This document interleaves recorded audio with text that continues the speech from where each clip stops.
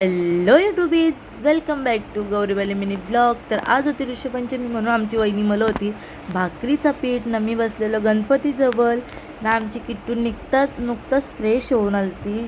किती भारी दिसते बघा ना. हाय आमचा डुग कसं बघतोय. नंतर मी गेलो नदीवर, कारण की आज ऋषीपंचमी होती म्हणून सगळ्या बायका नदीवर गेल्या. त्याने ही आहे आमची नदी. तर खूप जास्त मजा आली नदीवर देखील. नंतर नदीवरशी येऊन ह्या सगळ्या बसल्या उपास सोडवला. मी गेलो माझ्या मैत्रिणींच्या घरी पाया पडायला. तर माझी मैत्रीण बनवत होती मस्तपैकी आम्हाला खायला मॅगी.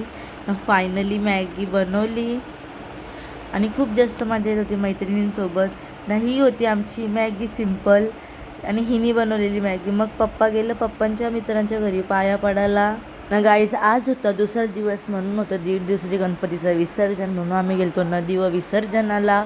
तर आज 1.5 दिवसाचं गणपती होतं म्हणून खूप जास्त गणपती होतं ना. मी घरी आलो ना, मला करायचं होतं आज गव्हाचं मोदक.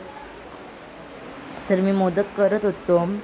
मग केला मी पहिले चव बनवून घेतला, ओला नारळ टाकला ना. मग नंतर माझं चव रेडी झालं आणि मी घेतलं मोदकवाल्याला आणि 1 नंबर मोदक झालं.